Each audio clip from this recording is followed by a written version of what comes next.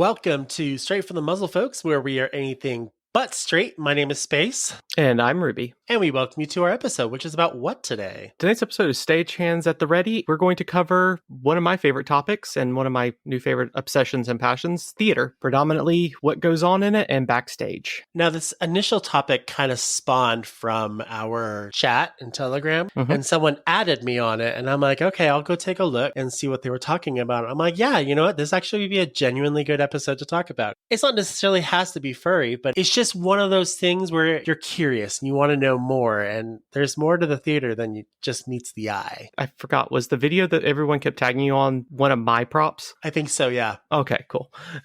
Yep. Just making sure. Well, the props you guys designed for Little Shop of Horrors. Yeah. Oh, that was well, number Thank 2. you. Oh, Yeah. man. Thank you. That one's, if you know Little Shop of Horrors, the Audrey 2 plant, there's 4 stages. Little tiny pod, a hand puppet, which we skipped because of time, and it's on stage a grand total of 2 minutes. And I don't always see that time. Stage 3, which is the most iconic one, the Feed Me Seymour one. And then stage 4, which is a behemoth. Which one talks like this all the time? I Stage love 3 it. and stage 4. I have stage 3 in my office right now. I brought the damn thing home with me. Nice. Good for you. Like every time I've heard that voice, I'm just like, take me. Oh, our voice actor for Audrey was masterful. I love him. Oh, cool. But stage 4 has, I'll go into it later, but a reason why. Stage 4 has been dismantled and is currently the front of Pride Rock for Lion King. So. Yeah, you shared a picture and I was looking at it and I'm like, do I see remnants of Audrey 2 in there? Yep. Never get attached to anything because until Just it falls reusing apart, it. you're reusing it. Pretty much. Yep. Just some terminology here. Sometimes we'll do this at the beginning of episodes because we'll say the term pretty much a lot. A stagehand. What is a stagehand? Stagehand are what we usually call it crew, are the people who move the scenery, set the props up before, during the performance. Also kind of direct the actors because, yeah, they're more chaotic than furries in a parade. Can you have a production without stagehands? No way. They would be impossible. Actually, in our theater, we have a rule, because I know the definition says setting up props. We have a rule at our theater. If you are handling that prop, you better have it in place because we ain't doing it. And they get in a lot of trouble for that one. But no, without your backstage crew and your stage managers, the show wouldn't go on because it'd be chaos. Now, we'll talk more about all the different types of crews a little bit later on. Why don't we get into stages Okay. and positioning? I'm still getting used to stage position because it's completely back-asswards. Downstage is in front of the audience. And I mean, it makes sense if you're standing in the audience. It's downstage is closest to you, upstage is in the back. But then you have upstage left, which is to your right, and upstage right is to your left. That is, oh man. I mean, from the audience point of view, it's one thing, but then you got to do it. You got to rotate it. Then you have the right wing. You have right wing. You have upstage right wing, upstage left wing, downstage right wing, downstage left wing, which some really theaters technical. don't use it, but definitely our theater has to use it. What kind of theater do you guys use? It's a black box, which is, I think, our next definition. But yeah, even I have trouble with it, and I'm one of the stage managers.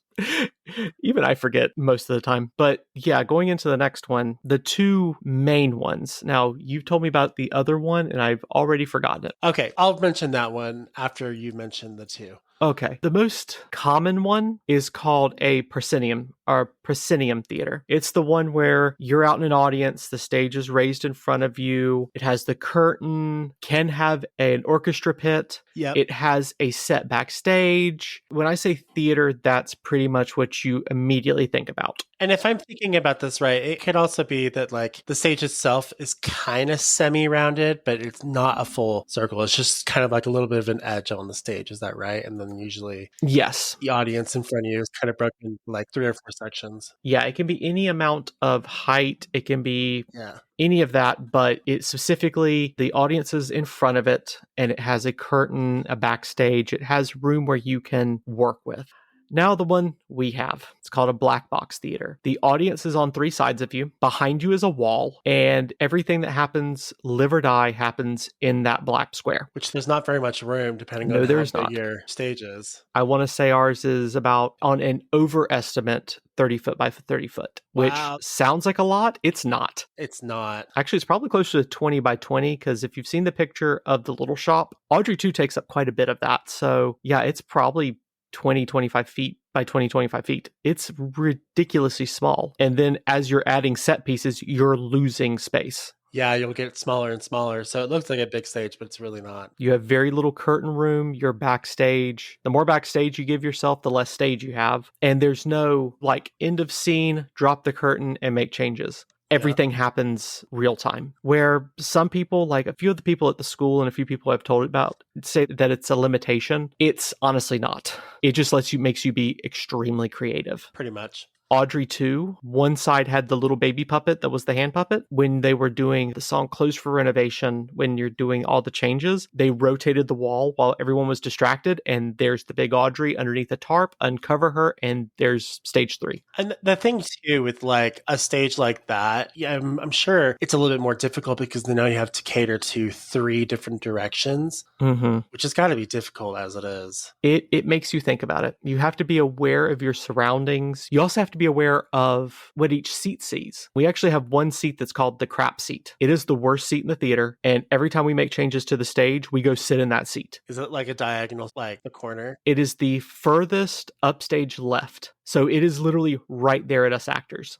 Ew. Yeah. Sucks. When we're setting it for Lion King Kids right now, I have had to sit in that seat every change we make because Pride Rock and the set changes are right there. So I have to make sure you can see what's going on at all times. We actually made a joke of making it a paid experience, like make the chair crooked so that it wobbles when you sit in it, make the floor in front of it sticky. We just figured let's go all in with it, but we haven't convinced the stage manager yet.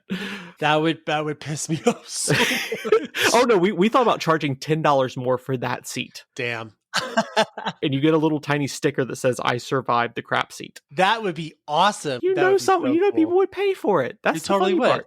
They totally would. I don't know if they would enjoy it, but they totally want that sticker. Oh yeah, everyone wants a sticker. And okay, the stage you were talking about. So there is another stage. I'm not sure exactly what the technical term for it is, but I know it as a theater in the round. Now, the theater in the round is very similar to the black box, except in this case. That's actually the correct term for it. Theater in the round? Mm-hmm. Oh, okay. So theater in the round is just like the black box, except you now have all points of view from every single angle. And so with something like that, you do not have curtains typically. And depending on the stage itself, it may move, it may open up for another stage to come down below. Stages may come from above. It really just depends on the production itself. Mm-hmm. But it's a really unique experience. I think everyone needs to experience all of them. Theater in the round is a really interesting one because there's no bad seat really, because you get a different angle, but that angle is just as good as any other one. Mm-hmm. The only thing I don't like in general with all theaters is when they move their lights around from the stage going to the audience. And there's always that one that just hits you dead center in the eye and just goes, blind. Hey. Now y'all know how we feel. And you guys have stages. I feel bad for the actors that have to stand under the really hot ones. Man. Luckily, all of our lights have been converted to LED, so there's not as much heat. That's good. Essentially, to describe it, it's an arena theater. Okay, yeah, that would make sense. I'm reading the definition, so I had to double check and look that up. The hard part about that, like the black box, is that I'm not an actor, but if I had to go on stage and I need to cater to everyone, you have to constantly be moving around so that everyone gets a piece of the show. And building a set based off of that can be a little bit more difficult too, because you want to make sure that you're not blocking it off for certain parts of the audience. Yeah. Generally, like in the black box, we do still perform forward. Yeah. But like Little Shop, there was movement and everything. So at some point in time, an actor is usually facing you. And of course, for the black box, which I'm going to talk about a lot because that's where my specialty is right now, everything has to you can't have it static. It has to be arced a little bit so that no matter where you're sitting, you at least can see all of, if not a vast majority of the set. Like I think for Little Shop, there was a couple of seats where the counter blocked Audrey 3, which I'm going to name the phases. If I say Audrey 3, I'm talking about phase 3. I've gotten sick and tired of saying Audrey 2, phase 3. It's Audrey 3. There were some parts where it blocked it, but we worked it out where we rotated between the puppet and a human Audrey, where actually our voice actor would come out in the most amazing green and red sequined outfit you've ever seen and perform as the plant in human form. It's incredible. I wasn't sure about it at first. Now I was sold. I love it. It was awesome. But yeah, there are ways around it. There are workarounds, but yeah, you have to be extremely aware. I'm assuming as well with Black Box Theater that you guys could put curtains up on the left and the right, but you probably wouldn't want to because you want to sell as many tickets as possible. Yes. Right? If you were to block off any seats, you immediately cut off a huge amount of your seating. I want to say our theater sits, I almost want to say, my wife will probably correct me when she hears this. I want to say it's like around 150 seats, if not 200. It's not many, but if you cut off one section, you cut off a good chunk of our seating. It's like basically cutting off like an arm or a leg. Mm-hmm. Yeah. Which again, it also means you have to think, you have to be creative. Like I've told our theater director, it was like, okay, well, we can go this way. And I looked up because we have rafters above the stage. I went, why can't we go that way? And I pointed up. Because there's a grate up there that holds like thousands of pounds. It has that much of a loadability. Why not hang from that? And I'll probably end up doing a carnival scene in the next couple of years that will involve me using the rafters, which I can't wait. As you should. You should really utilize all the space you can. Yeah. And the students, my kids, my crew are loving it. I'll interchange those 3 words. Another word is ensemble or chorus. Yes. This is it should go down there in the crew and the actors and stuff, but this is a specific one for us. The ensemble is basically your side cast. In musical theater, it's your chorus. In Little Shop, it's always the background character singing along with you. But because we do a lot of musical theater, we always have an ensemble. It is a requirement in our theater that you do an ensemble part. Really? Yes. Why? Because you need to know what it's like. Understandable. Because we have some people that it's like, oh, I want the lead part. Well, we're giving it to this person, you're on ensemble. Well, I'm off, bye. And then they come back next time thinking they're going to get a lead part. No. I guess it's something you have to experience, I guess. Mm-hmm. I do not care if anyone argues this with me. There is no small parts in any theater. Everybody's replaceable. If you think that the show cannot go on without you, we can certainly try it. I hate to be that mean, but oh God. So maybe like a good example of this is if I reference back to Into the Woods, which we were talking about before we started recording, there is there's the prince and then he also plays the wolf. Would that be considered an ensemble role? That's more of a double role. Okay. Like Oren, the dentist in Little Shop, also plays one of the reporters in the second act. Okay. So it's a little bit different then. This is more or less the ensemble are just the people that are there singing backup. Okay. Theoretically, we call them doo-wop sisters. The 3 sisters that are singing, theoretically, they're part of the ensemble because they are the backup to most of the songs. So like they could be like, okay, so they're part of that little group thingy. And then maybe like later in a different scene, they could also be like just a side person brooming or, sweeping, in the background. Yeah. All of that would be considered like an ensemble because they're not main roles. They're just side roles. Yeah. They're highly required.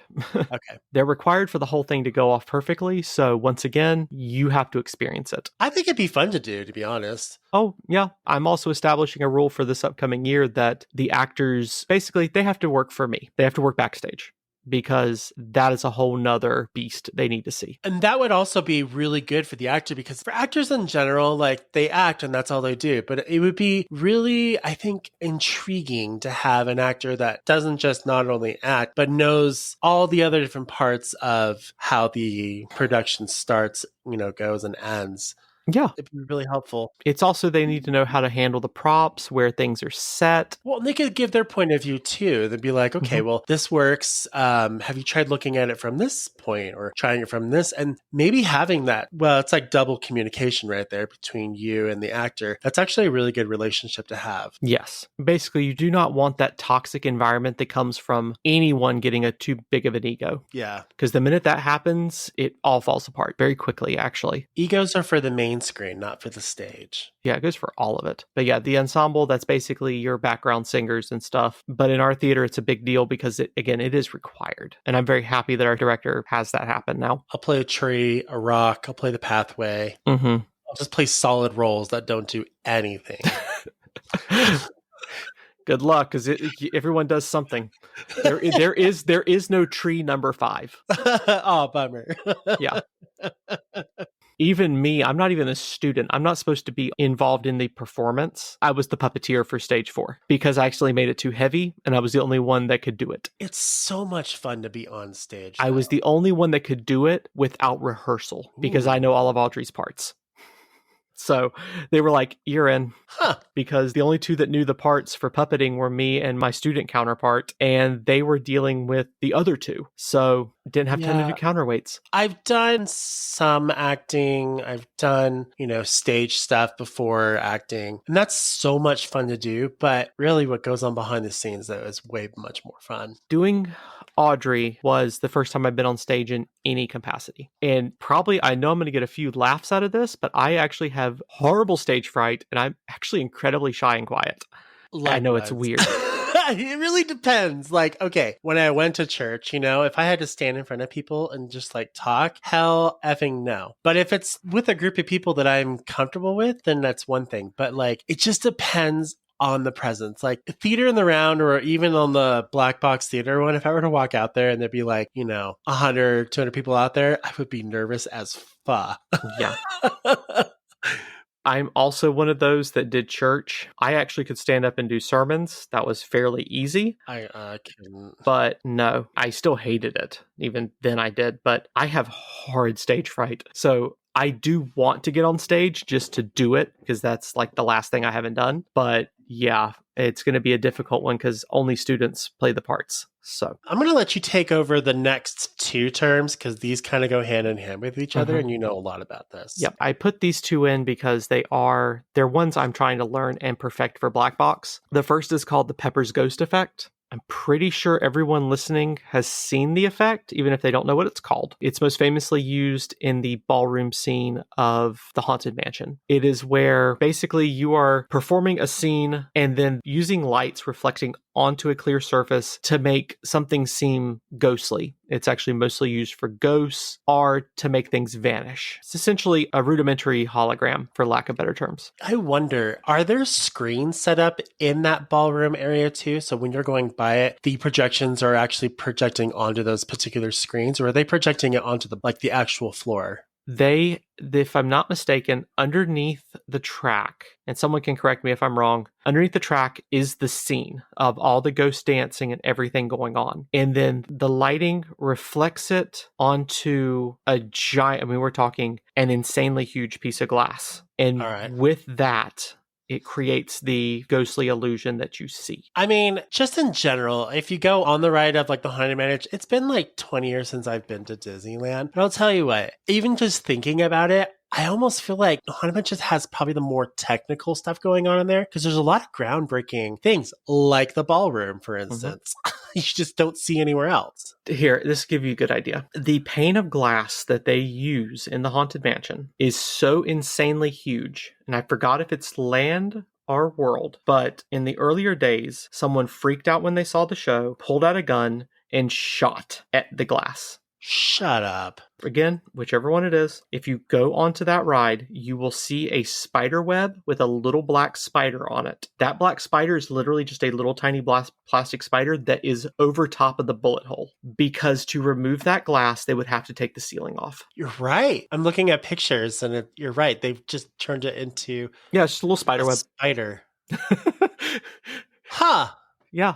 That's how big that piece of glass is. And it has to be pristine. It's insane. Yeah, it's reflecting on a 45-degree angle. The viewers are seeing the reflected image, but because there's no background, it looks like a ghost. It's one of those that's incredibly simple when you know it, but it's very difficult to pull off.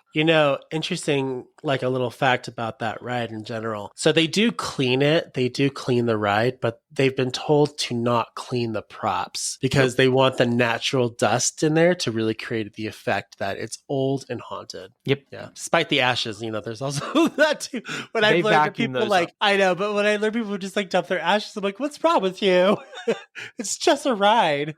God. It's kind of cool if you think about it. If it were me, dump my ashes in the water at the Pirates of the Caribbean ride. That's where I want to go. Or Peter Pan. Okay. The next one. And this one is the hardest to describe because even I'm still trying to get a grasp on it. It's called the Blue Room illusion, originally used actually in the play called The Blue Room. It is the Pepper's Ghost effect on steroids, because not only can you make something appear and disappear, it's not an illusion. The person can walk out on stage. If you go to YouTube and type in the Blue Room illusion, there is a play, there is a example of the performance. I have shown it to Space, and what was your reaction to it? The first thing I said, like when you came on before we recorded, I was just like, that has to be camera effects. There's absolutely no way that what happened there was just pure stage stuff, like illusion. There's no way. And I've watched the video like a couple of times. I even watched like someone review it, and even they were like, nope, this is 100% stage. It's just no one does it because it's really difficult. It is extremely difficult. It's again like Pepper's Ghost. I know how to do it in concept. It's going to take me a little while to get it to work properly, but it also requires a proscenium stage, so I've got to adapt it for black box. Any luck, I'll have both of these working before we do Dracula. The way that I got my mind around it is how you explained it with mirrors. And so if you just imagine like a perfectly set room with a set of mirrors, and they were able to pull away in such a way that you just couldn't tell the difference between one to the next or a wall, that's how precise the movement is. Yep. And that's how I kind of had to picture it. But even then, I'm just like, there's no way. This has to be camera trick. It's witchcraft. It's all it is. Yeah. Well, don't worry about that. It's a bull. I'll move the bull away. I'll put a link in the description for this particular video so you guys can see it. And I'm pretty sure you'll be like, yeah, that has to be like editing or camera effects. Nope. So. If you know what you're looking at, it is 100% done on stage, live or die. And for lack of better terms, magical to watch. Yeah, I literally screamed at the video when I first watched it. I was like, how? It's not possible.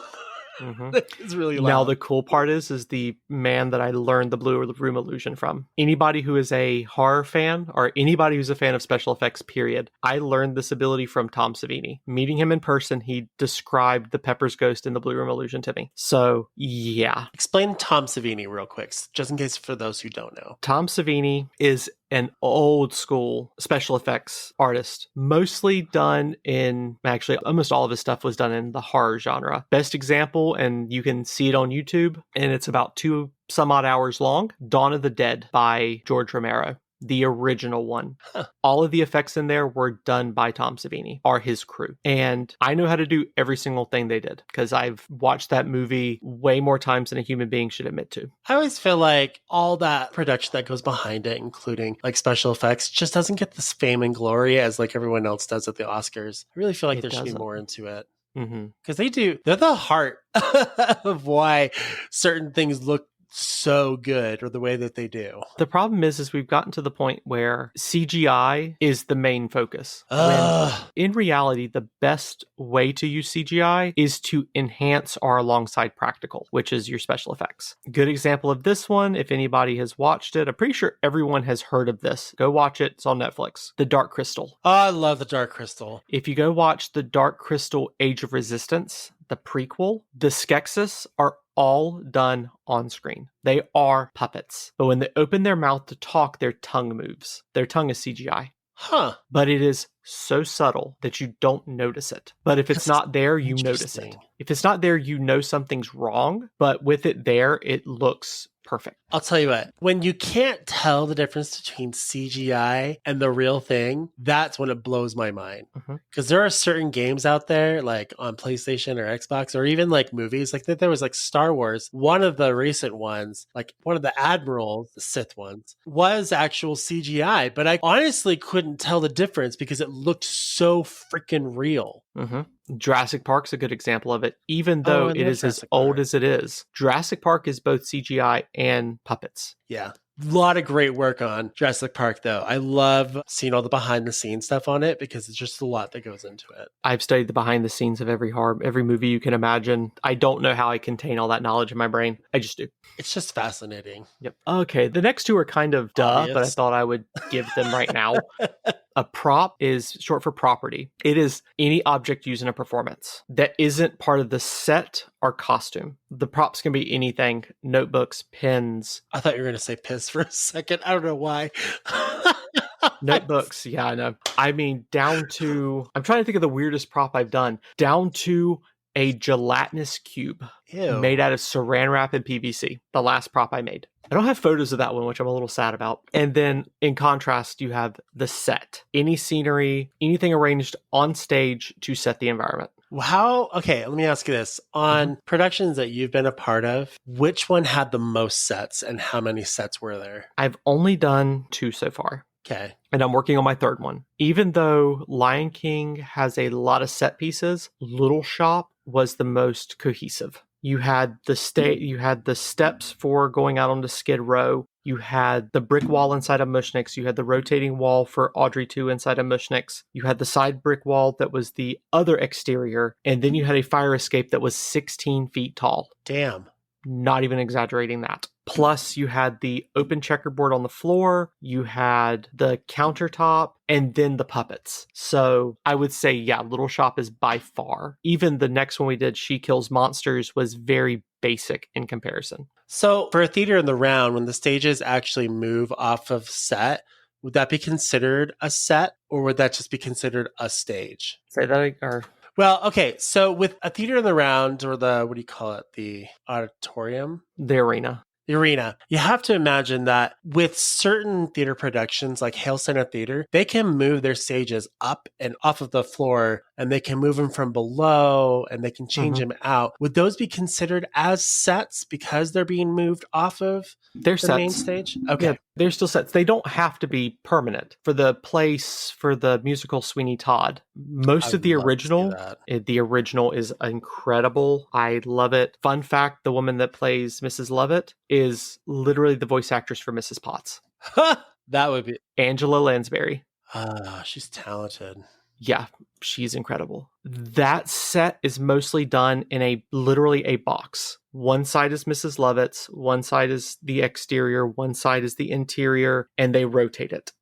And the top of it is all of Todd's barbershop. So that's another way to do it, is have the thing rotating. That's cool. But that is a set piece. And then I don't have it on here, but it's kind of the third one is costuming. That's anything literally worn by the actors. Which makes sense. Yeah. Yeah. Okay. Now, the backstage breakdown. Now you thought, okay, we just broke down a bunch of terms. No, we're going into a little bit further. Yes. Something I've always wondered, and I've never really Googled it. Well, I have, but I just couldn't get an answer. When you select a production, do you have to build all the sets and everything by yourself, or do they actually provide you with stuff? No one provides you with anything. What you get is your theater director gets the rights for the play, gets the script, and then hands everybody the script. And then you got to break down what you can do in the time allotted, your space, and what props you can afford to do.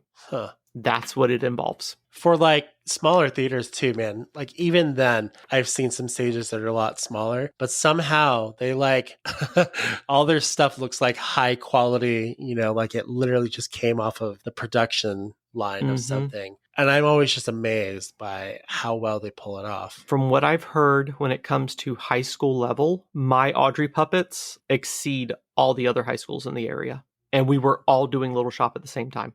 That's cool. All 4 of our shows were sold out. And the thing is the Saturday and Sunday show were not even close to being sold out until Saturday morning that we had upcoming parents and students tour the school. And we purposely left out stage 1 and stage 3. By the time show started, the show sold out. Wow. But yeah, you have to make everything. You can rent things. You can theoretically go rent an Audrey 2 set. And of course, I'm also wondering too then, volunteers, people can bring props too, right? I brought for Callback in the Morning, where Seymour and Audrey are basically functioning 4 phones. I had access to 4 antique rotary phones. Sweet. And I will be damned if we use anything that does not match the time period. That's got to be hard too, is matching a time period with props. And also you got to be creative. Yeah. We could not track down a dentist chair. So what we did... That would be really difficult. How would you even... Okay, I tracked one down, but we didn't have the $100-something in the budget to get it. We had burned through most of it already. guess you could create like an exam table. No, what we did was we just grabbed just a regular like desk chair. Oh, yeah, that would work. Well, no, here's the thing. The guy we had playing Orin was so good at improv that when we put it out there, he looked at it, looked over at the audience, looked back at the chair, and just made a gesture of like, what the hell? Oh, well, whatever. And it worked. Got a laugh every time, and it did not break the magic. Us furries know what that word is, or what that phrase means. And we couldn't find a drill. If you remember the line from Little Shop, what's that thing? It's a drill, Seymour. It's rusty. It's antique. Sturdy. Heavy. Dull. That line. Yeah. And I'm pulling that off the top of my head. I've watched this play too many times. He literally picked up a hammer because we couldn't find a drill, so he had a hammer and a pair of pliers. So he picked up the hammer and it's like, I think it's a drill. A laugh every time. Yeah, and that's the thing, like with actors and props. Yeah, we could have bitched and complained that we couldn't find it and just done something cheap. Instead, we made it funny and it worked. Improvisation is such it's not something like that everyone can do, but when you do it and it happens, it's a really funny thing. Mm-hmm. It works so well. And that goes with sets. You've got to have a crew that can design it. Yes, you can rent and buy things, but it's cheaper to build them. Unless you have a budget, as I said with Audrey, don't get attached to things because you are going to be dismantling it. Take a picture. It'll last forever. I did. I have a picture of me hanging out of her mouth. It's amazing. I want to see that. I thought I sent it to you, but I'll send it to you later. I told them that's why I brought 3 home. I told them, I said, it's not just going to sit here. We're doing Little Shop again in about 4 years. I'm going to be making improvements to this thing. So it's going to come back bigger and better than I did it last time. Let's say you've got the production and you've got the scripts. How many different crews or roles are involved in a production? How many do I have listed here? 1, 2, 3, 4, 5, 6, 7, 8, 9, 10, 11. I listed on our thing here 11. The 12th one is more of an amusing one. It's countless, honestly. It depends on how good your crew is, too. Everyone plays a role. Yeah. My 2 stage managers are incredible. They're both students. They work at almost military efficiency. It's magical to watch. If we need a downstage stage manager, I usually do that. Had to do it for Little Shop because we had people coming in from downstage. So I was managing that to open up a few other people. You have your backstage crew that gets people where they're supposed to go. You have costuming racing around, doing either costume changes, making sure things are where they need to be. It's insanity. I do not envy the costume department. Yeah, that's got to be pretty difficult. You have lighting and sound. Generally, it's 2 to 3 people on lighting, 2 people on sound. For us, at least. Basically, have one handling mics, one handling music. Probably larger productions have more. We don't have the space. Sound and lighting may not seem like a big deal for some, but you cannot have a production without some sort of sound and lighting. Well, unless it's like a play in the park, that's like one thing.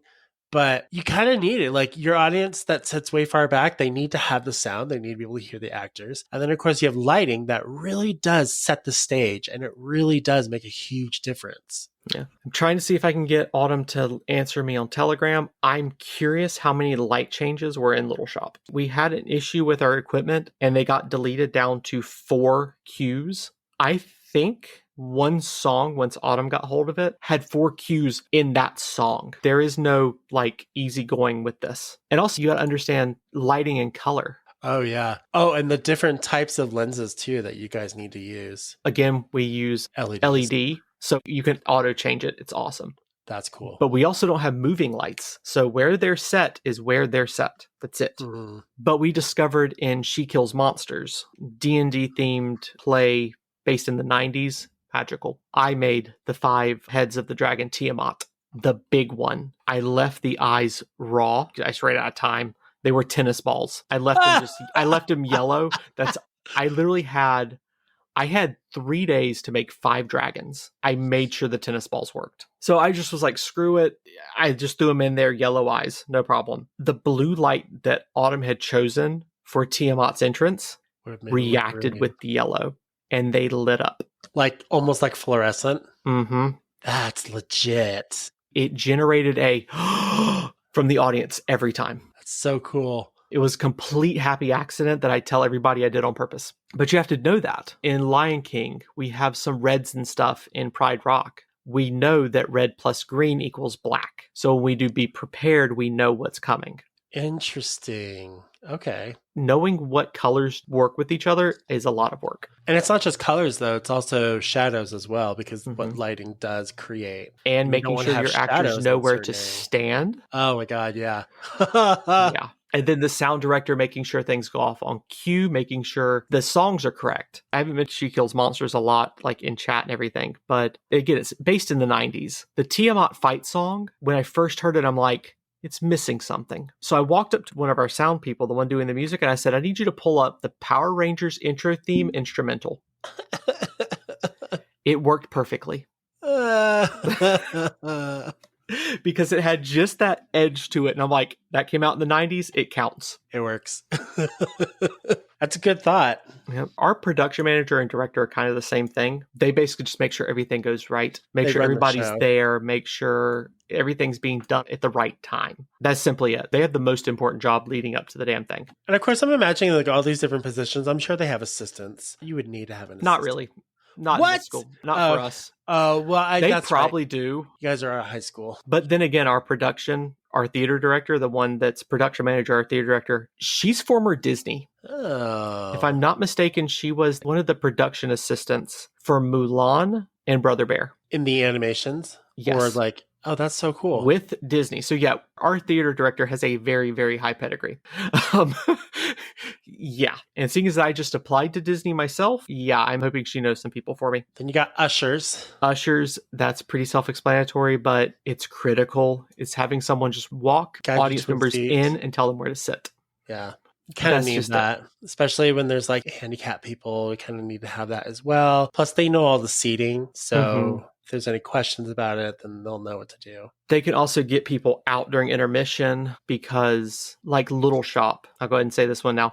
Little Shop, I forbid, and I'm including the principal of the school, if you were not in theater, you were forbidden from seeing Stage 4. Why? Because I wanted an aha. I wanted a reaction. It's kind of like Alfred Hitchcock did during Psycho. If you were late to the viewing of Psycho, you were not allowed in. Because that's how I feel like it should always be. Like, if you're late for a play or a Broadway, I'm sorry, it has the time on there. If you couldn't make it, that's not the stage's fault. But the thing is Psycho had the shower scene. That murder of a main character. I know, spoilers, old movie, go watch it.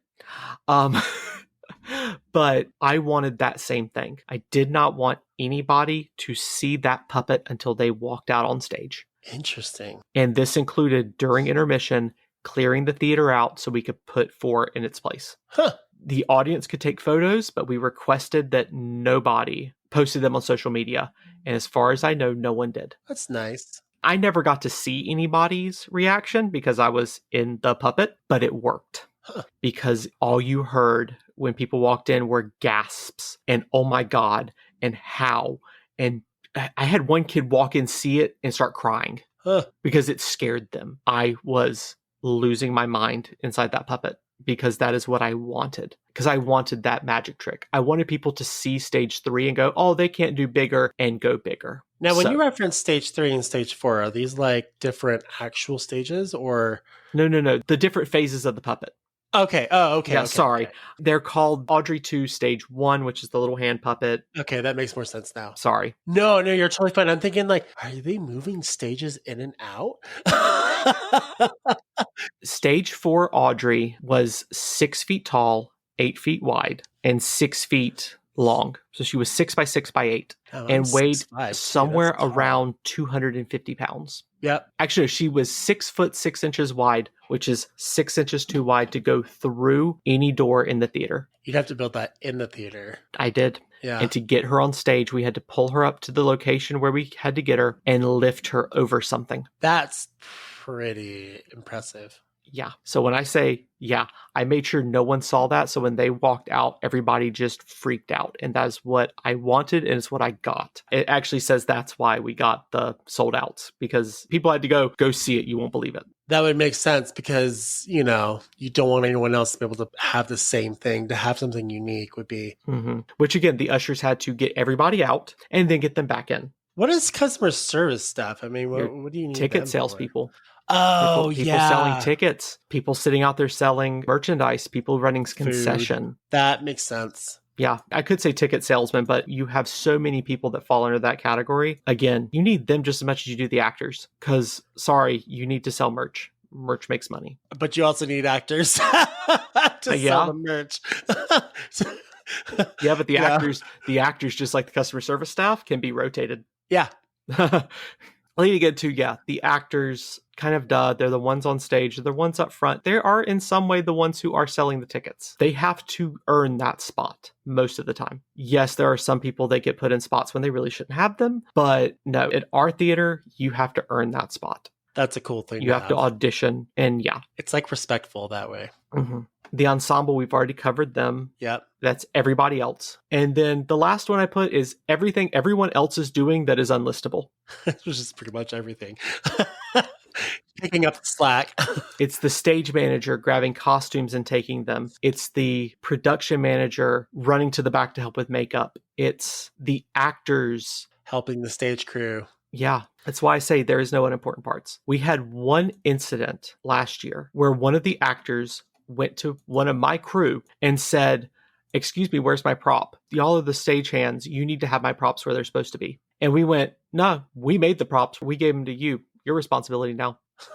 We don't have time to keep up with that. Because you have to move everything else around. Yeah. Yeah. And especially for She Kills Monsters, you had people playing 2 or 3 parts, and it's a Dungeons and Dragons theme. That means armor, weapons. We can't keep up with all that. It's your responsibility. That would make sense. Yeah, that's why I say there's no one more important than anybody else. Now, with all of that going on too, you have to also keep in mind that if you take one of those pieces out, then it kind of everything starts to get really stressful or fall apart. Mm-hmm. It does. Yeah. And we had another event that was not theater. The ones running it were, let's just say it was a fustercluck. Nice. And it was chaos. A lot of us theater backstage people stepped in to fill in the gaps, and it came together. But again, it required everyone working together. It could have been better, but you had to work with your situation. Yes. It could have also been much worse. By the way, I have an answer. Little Shop of Horrors had 200 different light cues. Holy shit. That's a lot of different light cues. We have a different color light cue for Orin's death, Audrey's death, Mushnick's death, and Seymour's death. Jeez. Are any of the light cues like duplicated so you could like switch back to them easily, or are they all like individually different? I would say 150 of them were unique. Jeez. Like for characters, we would do it, but even then there's some variations. Especially with LED, with the ability for it to change so much, there's so much difference. Yep. Yep. That doesn't seem like a lot, but if you think about it, that's a lot. That's a lot of work. 200 cues. That's 200 cues in about, I think Little Shop was an hour and a half, 2 hours. Wow. 200 cues in 2 hours. Might not seem like much, but you've got to hit a button for every single one of them and make sure that they're timed right. Oh, yeah. Which also involves the actors paying attention. And being where they're supposed to stand. There's like, if you guys have ever like looked at a stage and you've wondered like, what are those X's and tape marks and all those things? It's not just because they need to stand there because that's where it is. It's because they need to stand there for sound and lighting, for everything to work perfectly. Here's the funny part. Visual cues. That's distracting in the black box. We don't have that luxury. Really? Mm-mm. We do not use those because markings. You can see from different angles. Mm-hmm. It would work in the proscenium theater. Oh, yes, though. The proscenium has a ton of those. That would be perfect, yeah. But yes, for us, it is, we lay out where everybody can go, and you better remember. Yeah, you need to just basically know your stuff. Mm-hmm. Knowing how materials work together, that's an interesting one. Mm-hmm. And this comes from, theoretically, as the adult technical director, which is what my wife and I share that title. She's technical director for lighting and sound. I'm technical director for backstage, meaning I do props, costume, makeup, I do all of it. Or I oversee all of it. Theoretically speaking, I should have taught the kids how to do the 3 Audreys, the 5 Tiamat heads, and the gelatinous cube, theoretically. I had 3 weeks to make all those puppets, and I had 3 days to build the dragon heads. Jeez. I didn't have time. What helped, though, is the students got to see what was possible, because without the limitation of teaching, I ran wild and did things that were beyond what the school had seen. Well, and that's what's really interesting, too, because sometimes when you're in a crunch, you kind of create and learn things. Well, the convenient part is all the kids were like, "Oh my God, how do you know how to do this?" And my response was, "I don't know a damn thing. I just put it together and it works." We have a rule backstage. What is said there doesn't leave. So I literally went, "I don't know a damn thing I'm doing."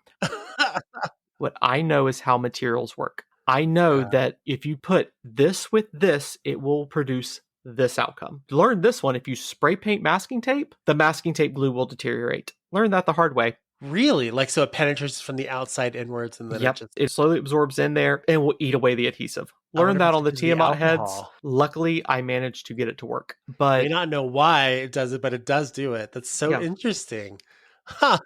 I've learned that heat plus this, cold plus this, glue plus this. I've learned what things do together. And from doing that, I was able to create the props I created. So I told them, all I'm going to teach you how to do is how to make materials work together. They've got to learn how to handle large and grand scale props. But they also need to know how to put them together too. And how to move them. Yeah. A stage 4 of Audrey was a mistake. I should have made her narrower, but I was in too much of a hurry and I wasn't thinking. And I created something too wide to roll through any opening in the school. When you created them, did you use like expanding foam or did you use like paper mache and rolled up newspapers and all that fun stuff? Mod Podge.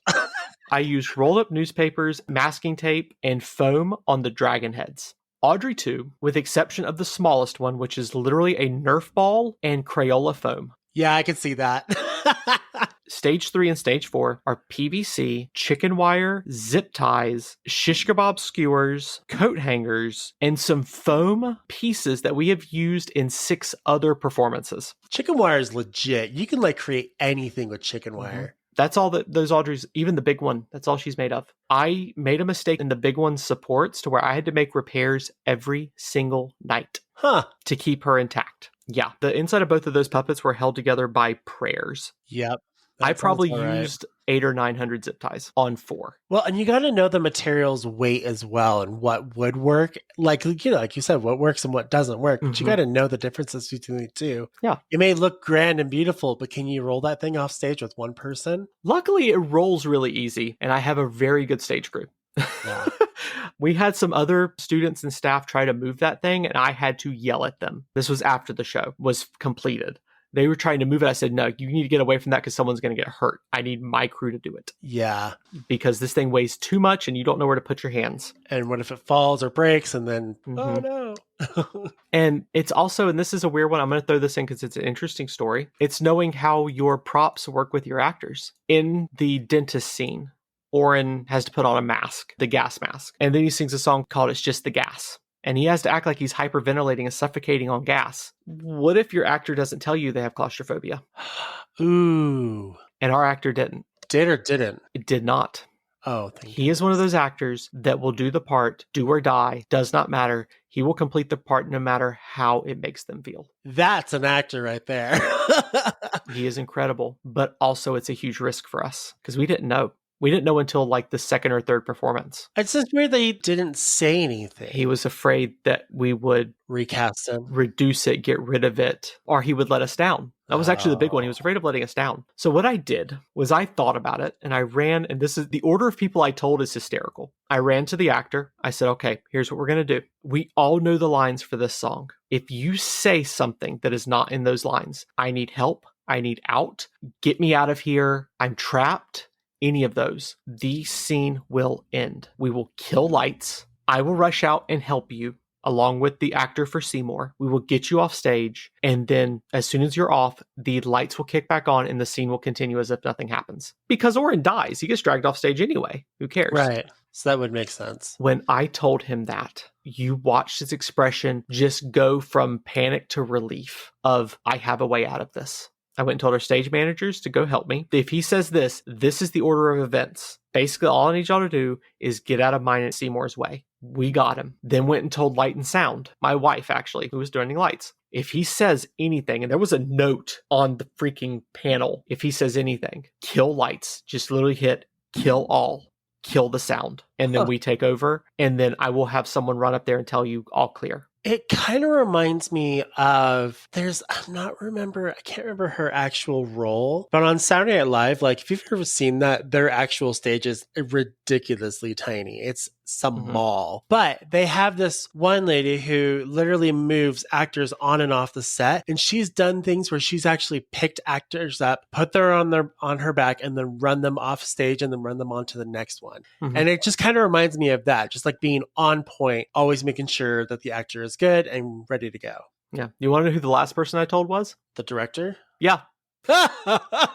The theater They've got director. enough to worry about. No. My logic was she was the last one that needed to know because Interesting. she A, trusts us, and B, if I say this and everything starts happening, she's not involved in it. And then she can worry about something else. Yeah.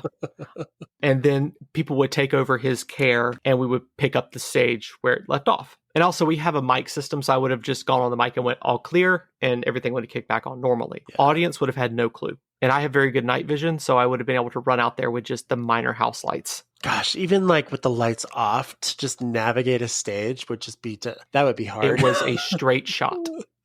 And I actually was crouched downstage. Yeah, downstage. Did you end up having to pull him off stage? Nope, never had to do it. Nice. But the fact that there was a way out made the difference. His performance, his comfort, everything was better because he knew that if I have to call out, I'm not letting everybody down. I have a way out of this. I'm not trapped anymore. So I knew that doing that would have worked. It's kind of the equivalent of having like a secret, having a safe word handler. Yeah, having a safe word and having your handler, kind of like a spy and a handler would work. Yeah. It's essentially, it takes away that risk because a phobia, you feel trapped, especially claustrophobia. You feel trapped. You can't get out. You're stuck. And if he thinks that automatically that you can't get out of this because it'll let everybody down, it amplifies it. So that part of his brain, knowing that there is a way out, did wonders for him. I'm so proud of them, everyone on that stage. In fact, when we did She Kills Monsters, I started working on that the week after Little Shop ended. Oh, wow. I was not planning on helping. And I told them all flat out that if it was not a student directed this one, this was a student directed show. If the student had not come to me and asked me to make those dragon heads, I would have said, screw y'all, I ain't doing it. The director was my puppeteer for stage 1 and stage 3. That's cool. I would bend reality for them. So the minute they asked, I went, I'm in, I'm doing it. Gotcha. Let's go. I had 3 days. I spent 3 days building 5 dragon heads. One of which, from tip of nose to tip of the horns, was as tall as me. So yeah, I did it for them and I would do it for no one else. And this kind of rolls into the last one. No one is more important, but everyone is replaceable. Yep. Case in point, Little Shop was happening around the same time prom was. And I was also the decorator for prom. Hi, I do a lot of shit. You're a teacher, basically. I mean, that's just kind of how it is. Yeah. So there was a COVID outbreak. So my worry was, what if I tested positive? The plants aren't ready. Yeah. I had worked out a plan B that should I have tested positive, they could have continued the show without the plants. It would have basically involved turning stage 3 and stage 4 into a throne sort of thing for the voice actor to sit in and voice from. But I had to work that out because I'm not important enough to stall anything. They need to have a plan B. So if an actor goes out, that's what the ensemble is technically there for. They can come in as well. Right. So, yeah. But it's also good to note as well is that with that last bit right there, especially with your school, it's good to know that like, oh, well, I'm the actor. That means I'm the most important. No, everyone is important. Everyone has a role to play. And if the roles aren't being played correctly, then we got to do something about it. Yeah, it'll fall apart. Yeah. And then the last 2 things I have under here is 2 quotes from Savini. And honestly, the second one is the better one. So, but yeah, that's all I really have to say for theater. It's a lot of fun. If you have any opportunity, if you are a student, if you have a community theater, go for it. It's so much fun. At least a try, once for yourself. Yeah. See what it's like. If it works out, great. If it doesn't, well, at least you tried, and that's all that matters. It'll be a good story either way. Yeah. Plus, I would imagine it's a great way to meet other people, get to, maybe create friendships, relationships. That's kind of something that, is good to build for yourself. Yeah. Okay. I think that's all I really have to say about it without going into like a billion other things. But yeah, like in a nutshell, this is basically what kind of goes on in a production. But if we were to go like into a more grand scale, if we were to like bring on a guest, maybe someone who's done Broadway or whatever, I'm sure there'd be different questions I'd be asking because there's more to go into it. But of course, again, we only have so much time to really to delve into. Yeah, I have my nickname in the theater and I definitely live up to it. What is your nickname? The Lunatic Puppet Maker. Nice. After Tiamat and the gelatinous cube, it's now the Lunatic Prop Maker. The Lunatic Drop maker. because no one can believe I did what I did. And honestly, for very little money. Did you want to read your quotes? I'm just going to do the last one before we go. It's Tom Savini. It's unlike movie special effects where the viewer can see the perfect take of an effect. Creating special effects for he says live haunted attraction, but creating special effects for a live event is a more sustained and drawn out effort. It has to be right there in front of you. Like a 3-act play, you have to think it through from beginning to end. You want to fool a live person in front of you. Yeah. And in the next couple of years, we're going to be doing Dracula, where I'm going to have to be doing actual effects where I'm removing limbs and making people vanish. Or lifting people from a coffin. I know how to do all that because I do know some of the magic effects, and Savini taught me how to do a few of the other ones. So I look forward to it, and trust me, I'm not even close to being done yet. And I can't wait to teach my kids how to do all this stuff too. Well, they're super excited. I don't know where I was going with that. No idea. Well, that's pretty much the end of the episode. If you guys ever have questions about theater and, want answers, you could always just email us at talktothemuzzle@gmail.com. You can even tailor it to say, this is for Ruby. I have a question for Ruby. And I'll message Ruby and say, hey, there's a question from an email. Do you think you can answer it real quick? Yeah. You can reach us on Twitter as well, @FromTheMuzzle. You can ask those questions there. You can even ask in Telegram. And there's a lot of fun people in our Telegram group that have lots of knowledge, especially with Ruby. And you can get, some help there. Plus, you can also make some new friends. Yeah. But yeah, I think we've covered pretty much all of it. Yep. That was a fun topic. I've been excited for this one. If you guys want us to do more topics like this, where it's a little bit more off of the furry path and more kind of just something direct or interesting, let us know. Because if we don't know, we can't do it. Yeah. So I'm always open to pretty much anything that any of our guys and our ladies, we don't have any guy. We do actually have one guy, our editor. Gosh darn it, Space. You're supposed to be on top of shit. Yep. So all of our ladies, then me, of course, too. But I kind of like him like bi gender. That's how I feel about myself. I pretty much will go with any episode idea because it's fun. I'll go with the way that Alkali with the Dragon Show says it. Ladies, gentlemen, both and neither. That works. Yep. Anyways, thanks for listening in, and we'll see you guys next time. Have a good evening. See ya. Bye. Bye.